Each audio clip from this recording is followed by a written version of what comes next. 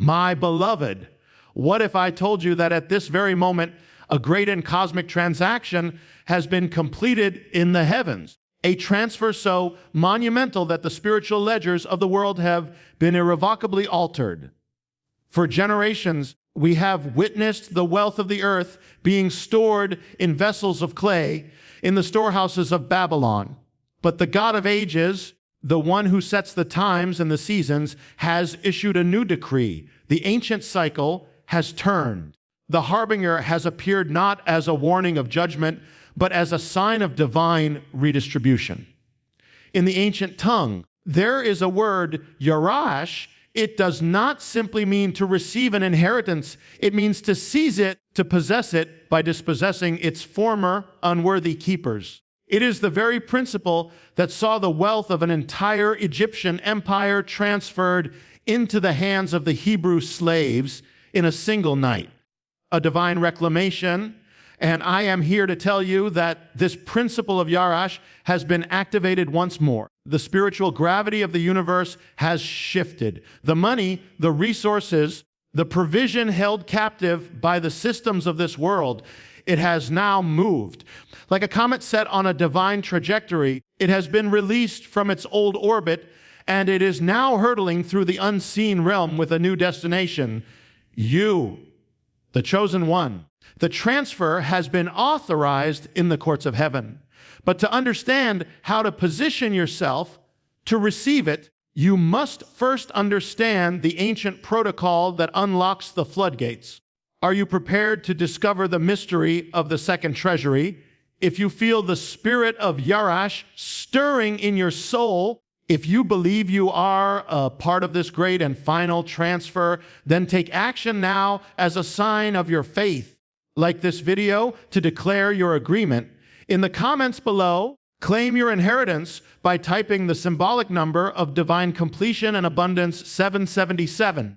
And be sure you subscribe and hit the notification bell, for in the moments that follow, we will reveal the first key you must turn to unlock what is coming your way. To understand what is happening now in this very hour, we must return to the ancient scrolls, to a principle that predates every bank, every stock market, every worldly system of finance. It is the first key you must possess, for without it, the coming transfer will pass you by. It is the ancient principle of Yarash. This is not the gentle receiving of a gift. The word Yarash carries the sound of conquest of a divine and righteous seizure. It means to inherit by dispossessing.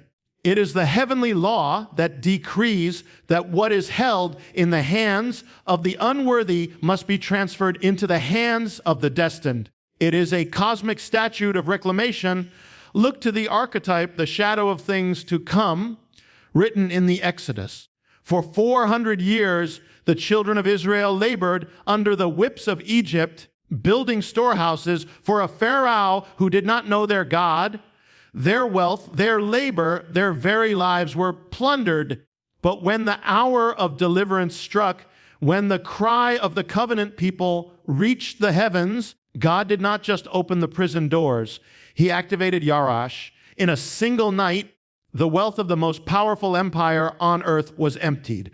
Gold, silver, fine garments, the plunder of generations was placed into the hands of former slaves. It was not a loan. It was not a gift. It was the divine seizure of back wages. It was justice. It was Yarash. And see it again as they stood at the edge of the promise. The land of Canaan, a land flowing with milk and honey, was already occupied.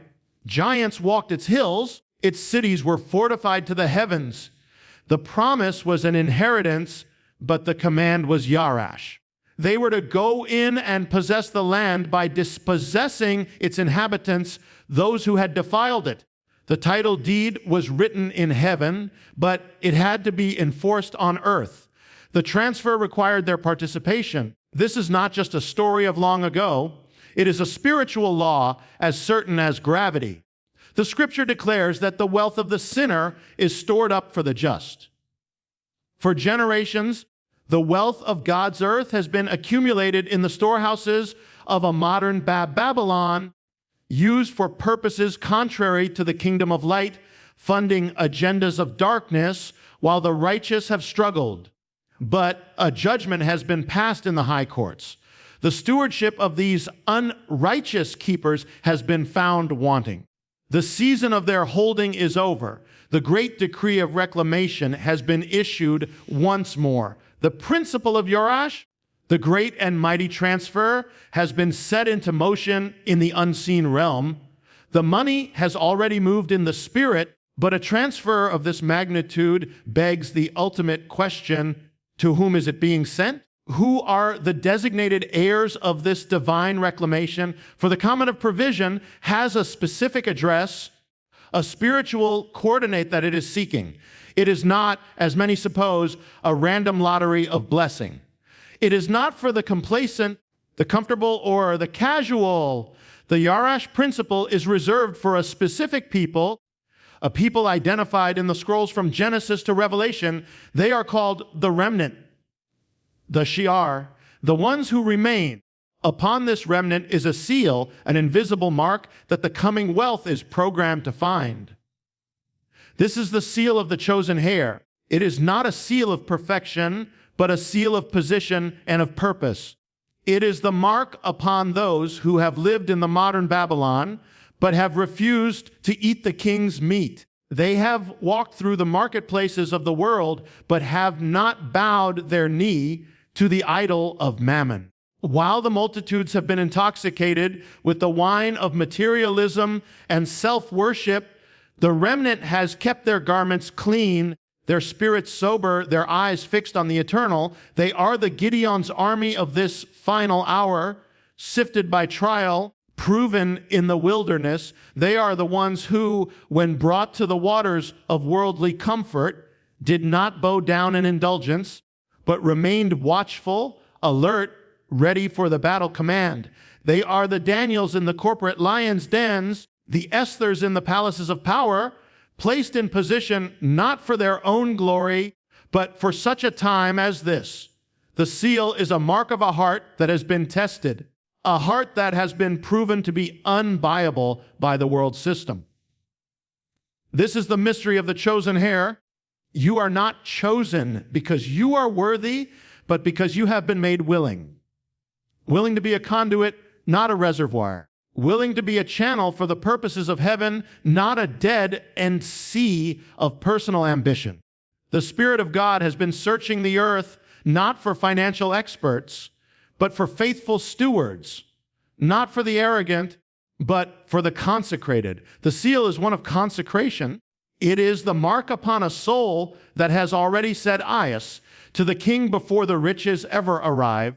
The transfer is seeking its destination, scanning the earth not for perfect people, but for positioned people, people whose hearts bear the ancient seal of the remnant, a seal of separation, of unwavering purpose, and of a holy desperation for the coming of the king and his kingdom. If the seal identifies the destination, then what is the sign that the journey has begun? What is the harbinger that announces the release of this cosmic transfer? And what is the hidden spiritual mechanism by which it moves? For wealth does not simply vanish from one vault and reappear in another. There is a process, a divine protocol, a spiritual physics at work.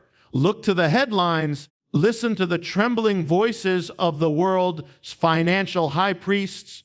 You are witnessing the harbinger right now. It is the great shaking, the instability you see in the markets, the devaluing of currencies, the cracking of economic systems that were once thought to be invincible. This is not chaos. It is a sign. It is the hand of God striking the bronze gates of Babylon's treasury. The world sees a crisis. The remnant must see a catalyst. Every tremor in the foundations of the world's economy is a sound that announces the loosening of its grip. Herein lies the mystery of the second treasury. The first treasury is the system of mammon, the world's vault, built on principles of debt, greed, and fear. Its wealth is stored in digital ledgers and physical vaults, guarded by human wisdom. But there exists a second treasury. It is not of this world. Its foundations are righteousness, its currency is faith, and its location is in the heavenly places. It is the storehouse spoken of in Malachi, the treasury of the king. The principle of Yarash is the divine court order that authorizes the transfer of assets from the first treasury to the second. But how does it move? The mechanism is not physical, it is spiritual. When the shaking comes, the assets held captive in Babylon's system become spiritually volatile, like dust thrown into the air. They are released from their old purpose. And at that moment, they are supernaturally drawn to the new spiritual gravity, the magnetic pull of the kingdom's purpose on earth.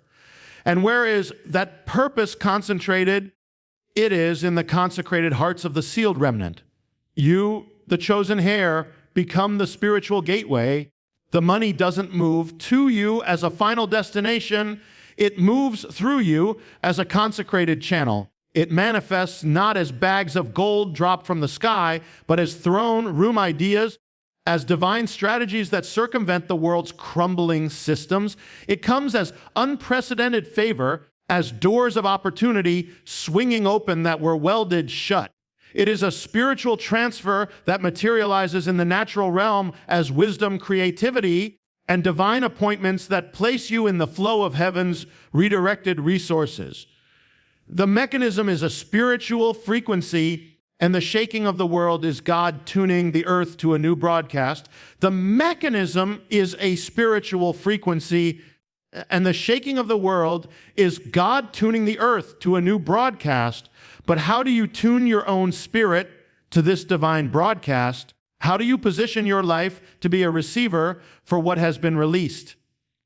For the transfer, though authorized, operates according to a divine protocol, a spiritual law that cannot be bypassed. The answer is found in one of the most profound and misunderstood mysteries of the Torah, a principle so contrary to the world's wisdom that it has been hidden in plain sight.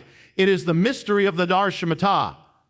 The Shmita, the seventh year, the Sabbath of Sabbaths. In this year, God commanded his people to do the unthinkable, the economically insane. He commanded them to cease striving, to let the land lie fallow, to not sow and to not reap, and most shockingly, to release every debt, to cancel the ledgers. Can you imagine? The world's system screams, accumulate, secure, hoard, collect what you are owed.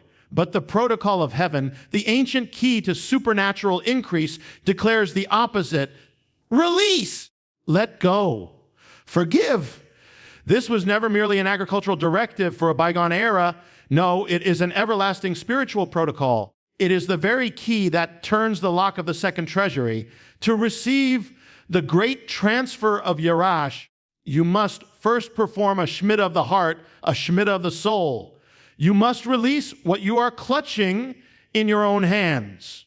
You must cancel the spiritual and emotional debts you are holding against others, the unforgiveness, the bitterness, the resentments that act as a spiritual blockage, a dam against the coming flood of provision. You must release your death, grip on the strategies and securities of Babylon's crumbling system, the job, the plan, the human-engineered safety net that you have made into an idol. You are being called to let your own fields lie fallow, to cease from your own frantic striving, and to trust that the God who commanded the release is the same God who commands the provision in the 6th year to be enough for the 7th and the 8th. Why? Because you cannot receive the new thing while your hands are full of the old. You cannot grasp the scepter of a king while your fists are clenched around the trinkets of a slave. The act of releasing is the ultimate act of faith. It is the clearing of spiritual ground. It creates a holy vacuum in your life that heaven is compelled to fill. It is your declaration to the entire spiritual realm that your trust is no longer in the first treasury of man, but in the infinite, unshakable second treasury of God, this spiritual Shmita, is the frequency. It is the tuning fork that calibrates your spirit to the very broadcast of the coming wealth. For the law of the kingdom is immutable. Before the great inflowing, there must first be a great letting go. For the law of the kingdom is immutable. Before the great inflowing, there must first be a great letting go. But for what purpose? Why would the God of the universe orchestrate such a seismic transfer, a Yarash of cosmic proportions? Do you believe it is for your comfort, for your ease, so that the chosen may build for themselves bigger barns? No, 1,000 times no. To believe that is to miss the entire point. The divine factaklit, the ultimate end for which this has all been set in motion. Look again to the archetype. When the wealth of Egypt was transferred to the Hebrews, it was not so they could live in luxury in the wilderness. Great. It was so they could build the Mishkan, the tabernacle, a dwelling place for the glory of God in their midst. The gold of Egypt was consecrated to become the mercy seat. The silver became the sockets of the foundation. The bronze became the altar of sacrifice. The plunder had a holy purpose, and so it is now.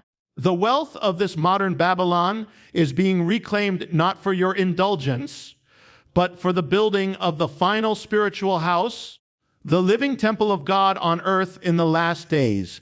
This transfer is for one reason above all others. It is to fund the final harvest. The Fes Katzer Hakanai, the great and final ingathering of souls before the age draws to a close. It is the fuel for the last great advance of the kingdom.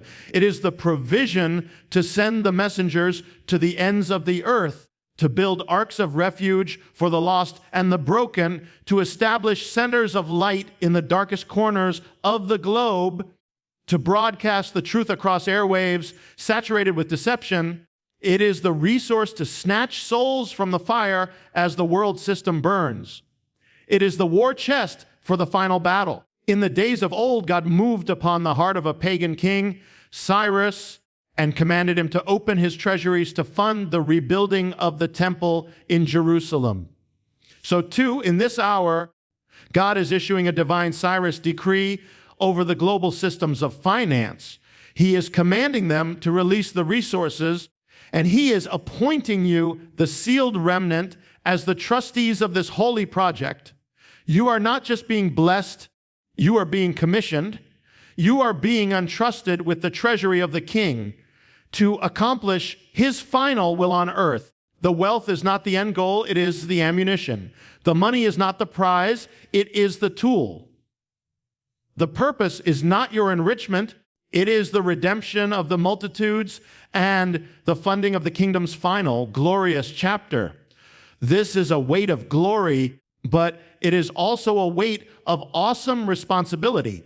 This is a weight of glory, but it is also a weight of awesome responsibility. And herein lies the most perilous mystery of all, the final gate through which every chosen heir must pass. For with the great transfer comes the great test. The scripture has recorded a warning, an ancient pattern of a man who received a divine transfer of wealth and wisdom unparalleled in human history, all for a holy purpose. His name was Solomon, Shlomo, and his story is the solemn warning for this very hour. God gave him the mandate to build a house for the Lord. And with that mandate, he gave him the provision. The wealth of nations flowed into his treasury. Gold, silver, cedar from Lebanon. He received the Yarash. He fulfilled the purpose. He built a temple so magnificent it became a wonder of the ancient world. He passed the first test. But the blessing did not stop there. The wealth continued to multiply.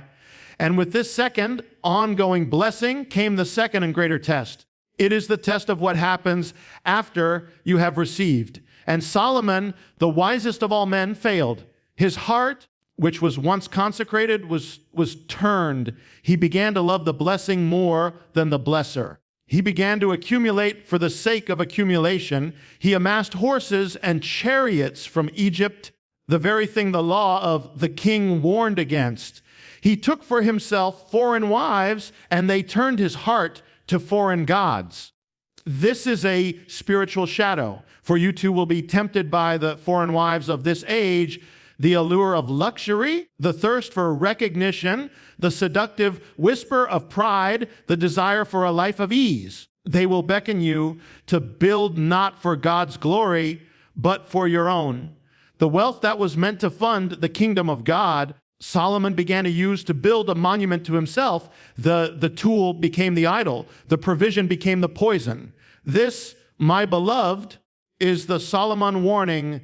The spirit of this world will not fight you when you are poor and crying out in the wilderness. No, it will wait for you at the gates of your promised land when the gold and silver are in your hands. It will seek to do to you what it did to Solomon, to turn your consecrated heart toward the worship of the gift instead of the giver.